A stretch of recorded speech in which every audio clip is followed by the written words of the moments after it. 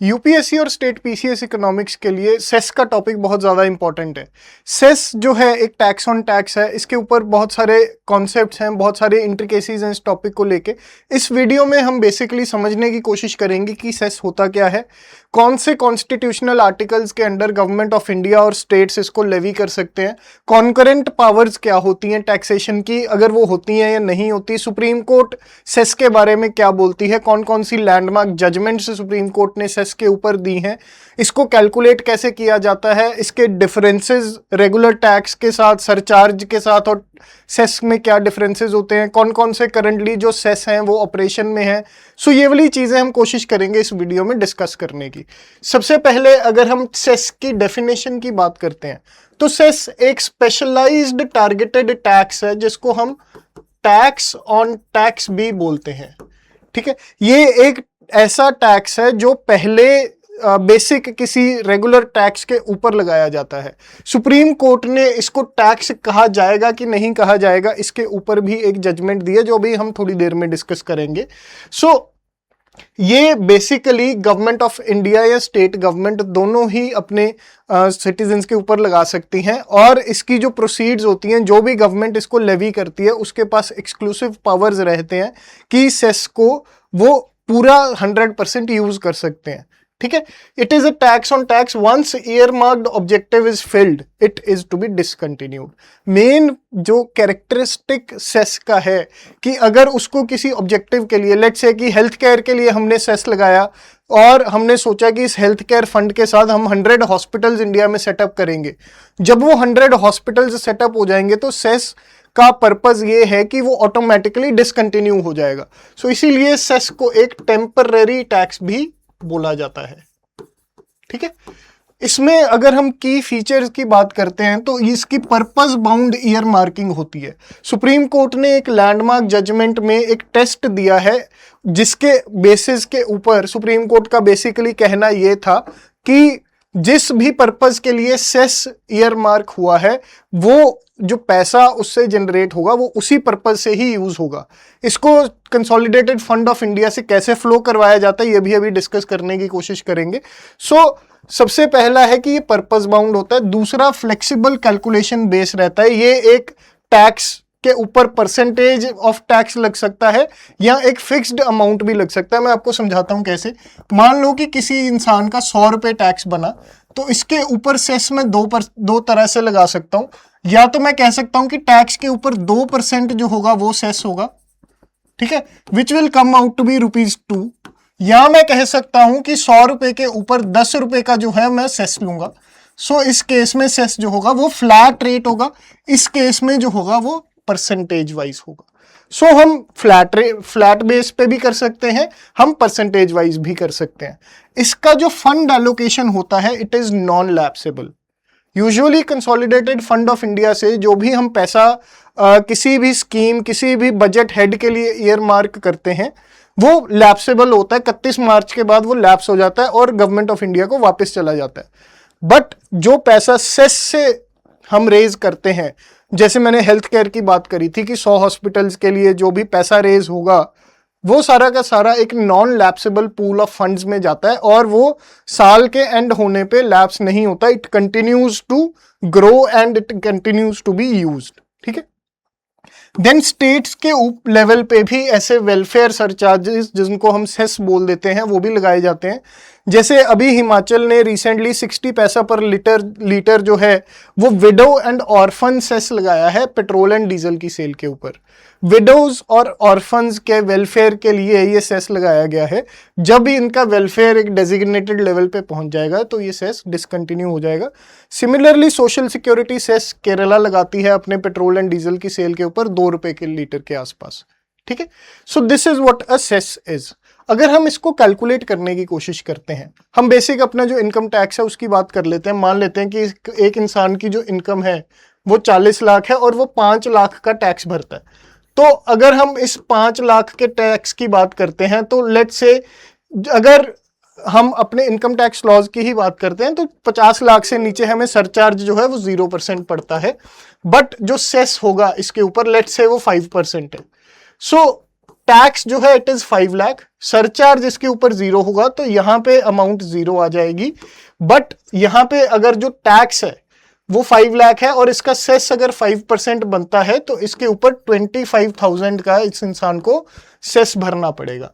अब total tax जो इस इंसान को भरना पड़ेगा वो होगा 5 lakh plus 0 plus 25,000 which will come out to be 5.25 lakhs। ठीक है, अगर हम दूसरे इंसान की बात करते हैं जिसकी इनकम 1 करोड़ है, उसका टैक्स 25 लाख है, इसको अब सरचार्ज भी देना पड़ेगा और इसको हमें ये भी सेस भी देना पड़ेगा। ठीक है, लेट्स अज्यूम कि surcharge is 20%, so 20% of 25 lakh will come out to be 5 lakhs। ठीक है, अब सेस जो होगा, अब यहां तक टोटल अमाउंट इसकी 30 lakhs हो चुकी है। ठीक है जी, अब सेस जो होगा इस केस में it will be calculated upon this total, ये इस टोटल के ऊपर नहीं लगेगा, इस टोटल के ऊपर लगेगा। सो जो सेस होता है वो आपका कैलकुलेट होता है रेगुलर टैक्स और सरचार्ज के ऊपर। ठीक है जी, सेस जो होता है वो रेगुलर टैक्स और सरचार्ज के ऊपर कैलकुलेट होता है। इस केस में अगर हम कैलकुलेट करें तो सेस मान लेते हैं कि सेम 5% ही है, तो 30 लाख का 5% comes out to be 1.5 lakhs। So इस इंसान को टोटल टैक्स भरना पड़ेगा 31.5 lakhs। अभी जो बेसिक डिफरेंसेस हैं सेस और सरचार्ज में वो हम रेगुलर टैक्स के साथ इसके जो भी कंपैरिजन है थोड़ी देर में अभी देखेंगे। सो अभी बेसिक कैलकुलेशन के हिसाब से हमने देख लिया कि अगर इनकम क्या है तो उसके ऊपर सेस कैसे कैलकुलेट होगा, टोटल टैक्स कैसे कैलकुलेट होगा। ऐसा न्यूमेरिकल बेस्ड क्वेश्चन भी यूपीएससी आपसे पूछ सकता है।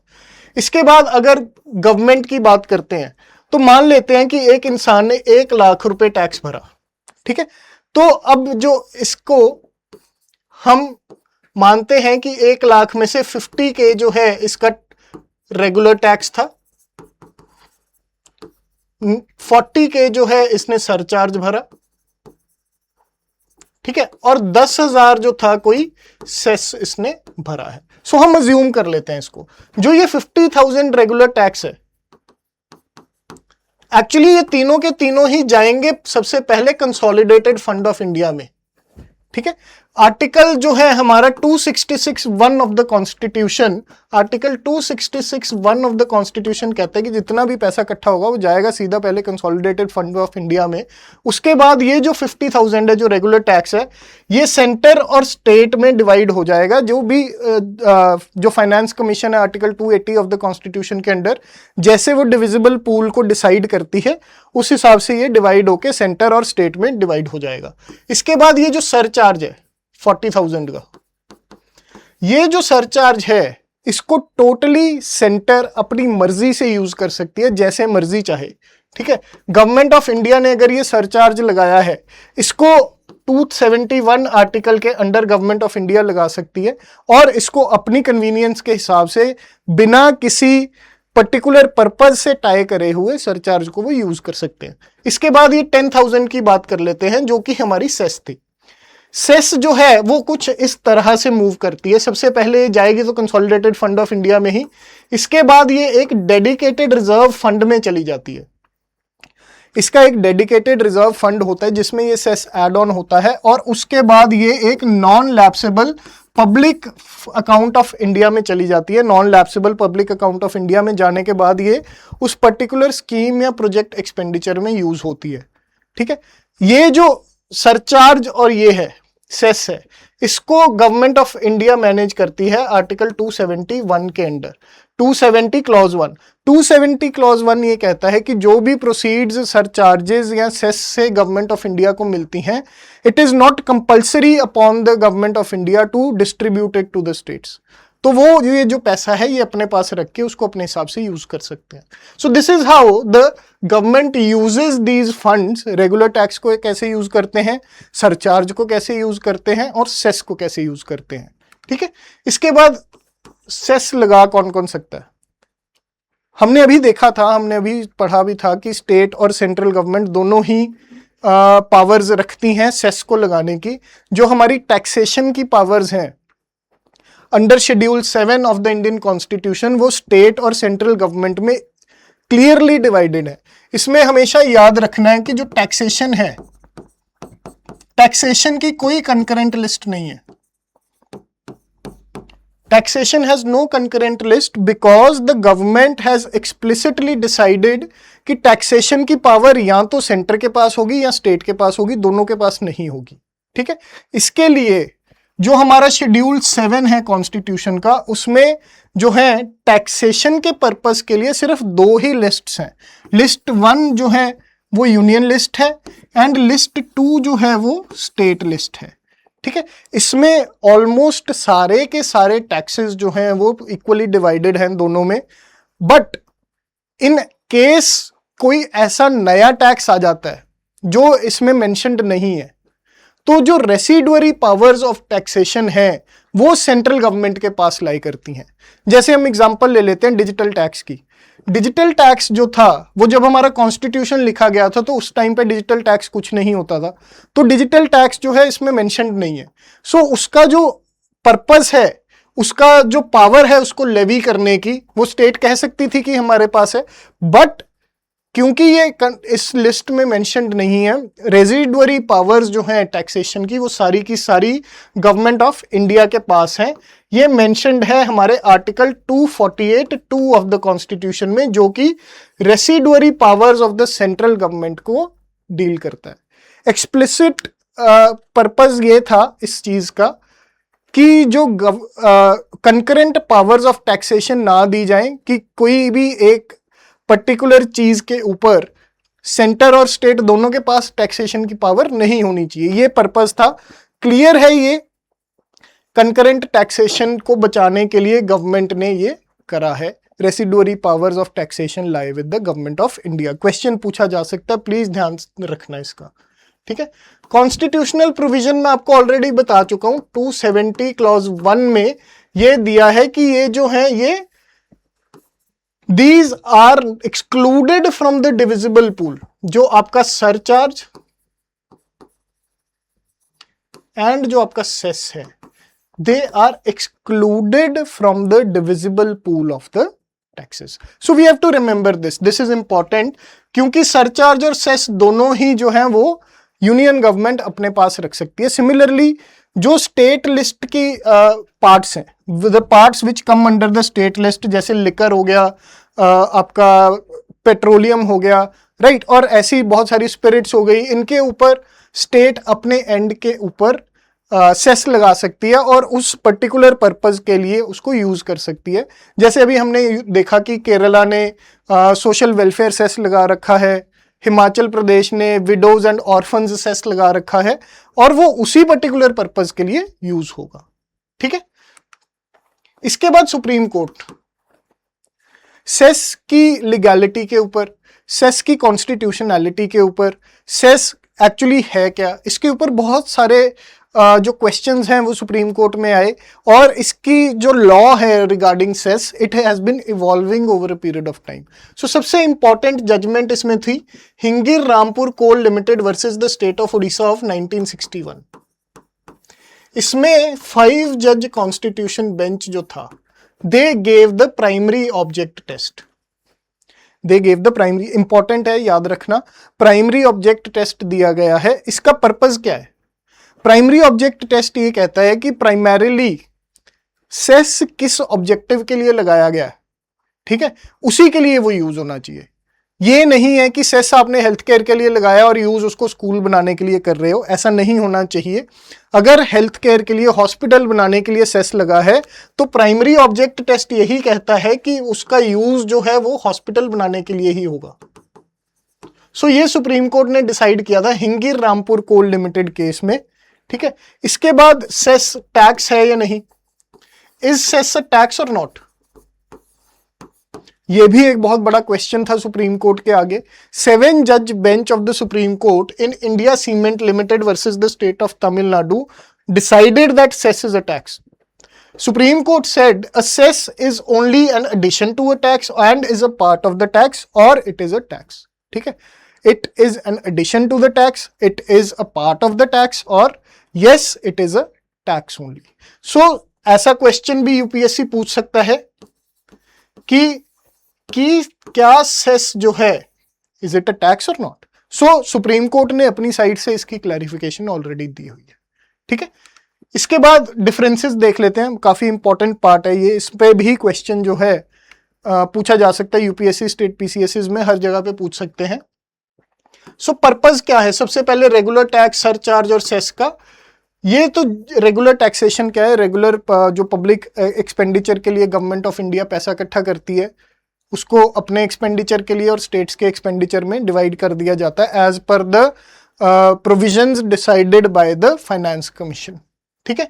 इसके बाद जो सरचार्ज होता है ये भी जनरल पब्लिक एक्सपेंडिचर के लिए ही यूज होता है, इसका कोई पर्टिकुलर पर्पस नहीं है सरचार्ज का, ये भी जनरल पब्लिक के लिए यूज होता है। जैसे हमने पहली एग्जांपल में देखा था कि जो 50 लाख से ज्यादा इनकम वाले लोग हैं उनके ऊपर गवर्नमेंट सरचार्ज लगाती है, तो पर्पस क्या है, रीडिस्ट्रीब्यूशन ऑफ इनकम का।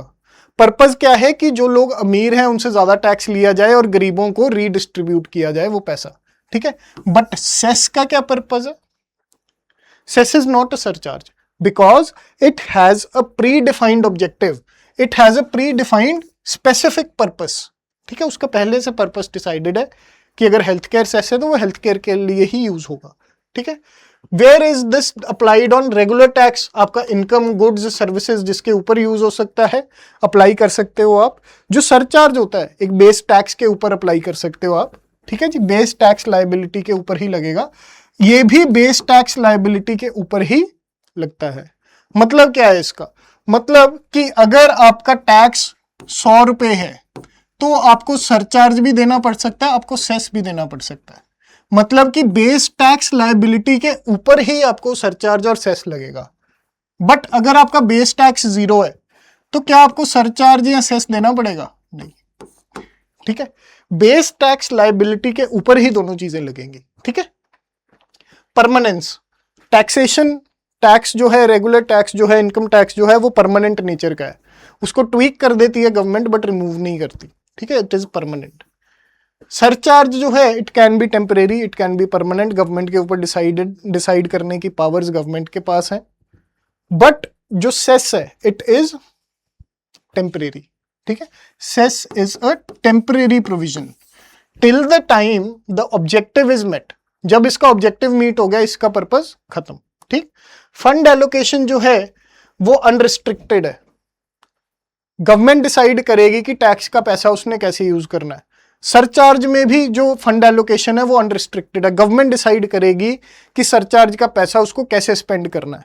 बट यहां पे सेस में जो फंड एलोकेशन है वो रिस्ट्रिक्टेड है, जिस भी पर्पज के लिए सेस यूज करनी बनती है उसी पर्पज के लिए वो यूज होगी, किसी नए पर्पज के लिए आप सेस यूज नहीं कर सकते, ठीक है। डिस्ट्रीब्यूशन की अगर हम बात करें, रेगुलर टैक्स जो है वो सेंटर और स्टेट के बीच में डिस्ट्रीब्यूट होता है। आर्टिकल 280 में जो फाइनेंस कमीशन हमारी है वो डिसाइड करती है कि कैसे इसको डिस्ट्रीब्यूट करना है between centre and the states and between the different states as well. ये जो सरचार्ज है it is kept exclusively by the Government of India, article 271 कहता है ये।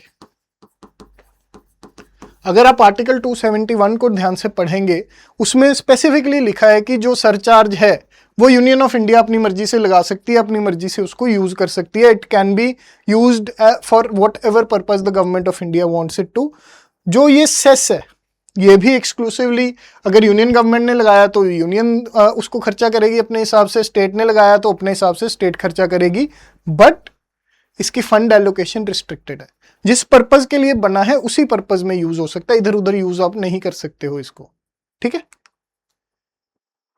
इसके बाद बहुत सारी सेस जो हैं वो ऑपरेशन में है इंडिया में, ठीक है। सबसे पहले जीएसटी कॉम्पनसेशन सेस था जिसका सनसेट था मार्च 2026, ये मार्च 2026 में ही खत्म हुआ। इसका मेन पर्पस ये था कि 2017 में जब हमने जीएसटी लॉज इंप्लीमेंट करे, जीएसटी सिस्टम लेके आए, इनडायरेक्ट टैक्सेस को हमारे चेंज करा, तो मेनी स्टेट्स वर एप्रीहेंसिव कि वो रेवेन्यू लूज करेंगी अपना, तो उनको रेवेन्यू को बचाने के लिए, उनको और पैसा देने के लिए गवर्नमेंट ऑफ इंडिया ने जीएसटी कंपनसेशन सेस इंप्लीमेंट करा था under the GST compensation to the states act of 2017। ये आया था आपका 101st कॉन्स्टिट्यूशनल अमेंडमेंट एक्ट के साथ ही, ठीक है। ये जो था सिन और लग्जरी आइटम्स के ऊपर एक हमने टैक्स लगाया था, जैसे कि कोल, टोबैको एंड मोटर व्हीकल्स के ऊपर। ये जो पैसा था एक पूल में इकट्ठा होता था, उस पूल में से सारे स्टेट्स जिनको भी रेवेन्यू लॉस हो रहा था जीएसटी की इंप्लीमेंटेशन के कारण, उनको पैसा यहां से दिया जाता था, ठीक है। तो पहले इसका पर्पस सिर्फ 5 साल के लिए था, बट क्योंकि इन 5 सालों में कोविड-19 आ गया, कोविड-19 के कारण बहुत सारी स्टेट्स को रेवेन्यू लॉसेज हुए, उनके फिस्कल डेफिसिट बहुत ज़्यादा बढ़ गए, तो उसको मैनेज करने के लिए गवर्नमेंट ऑफ इंडिया ने इसको एक्सटेंड कर दिया। एंड एक्सटेंड करके इसका पीरियड अब लास्ट रखा गया था मार्च 2026, जब इसको सनसेट करवा दिया गया, मतलब इस सेस को खत्म कर दिया गया इन मार्च 2026, ठीक है।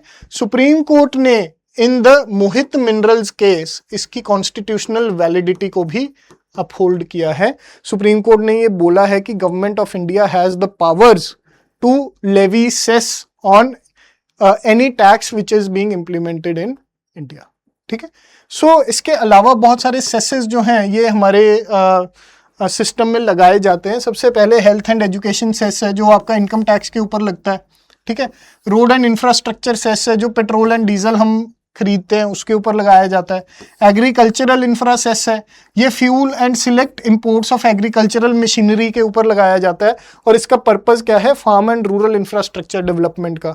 देन क्रूड ऑयल सेस, जो इंडिया में से क्रूड ऑयल निकालते हैं हम, उसके ऊपर सेस लगाया जाता है। हेल्थ सेस ऑन इंपोर्ट्स, ये जो हैं जो मेडिकल डिवाइसेस हम इंपोर्ट करते हैं उसके ऊपर ये सेस लगाया जाता है, ठीक है। देन बिल्डिंग कंस्ट्रक्शन वर्कर्स जो होते हैं, उनके जो काम है उनके ऊपर कंस्ट्रक्शन कॉस्ट के ऊपर हमने सेस लगा रखा है, ताकि इनके वेलफेयर के लिए पैसा इकट्ठा करके इनके ऊपर स्पेंड किया जा सके। सो करंटली ये वाली कुछ सेस हैं जो इम्प्लीमेंट हो रही हैं इंडिया में। जीएसटी कॉम्पनसेशन सेस जो है वो मार्च 2026 में सनसेट हो चुकी है, खत्म हो चुकी है, which also proves that cess is a temporary measure in the law, ठीक है। So this is all about cess. काफी देर से इसके ऊपर क्वेश्चन यूपीएससी ने नहीं पूछा है, मुझे एक्सपेक्टेड है कि कुछ इस पे क्वेश्चन जरूर आएगा 1 या 2 सालों में, स्टेट्स पीसीएस में भी और यूपीएससी में भी। सो ये इंपॉर्टेंट टॉपिक है, इसको ध्यान से तैयार जरूर करिए, आपके मेंस में भी इसके ऊपर काफ़ी सारे क्वेश्चंस जो हैं वो आ सकते हैं। अगर आपको इसका पीडीएफ चाहिए तो आप मेरे टेलीग्राम चैनल के ऊपर मेरे साथ कनेक्ट कर सकते हो। I will be posting the PDF in this channel, तो आप यहाँ से ले लेना पीडीएफ को।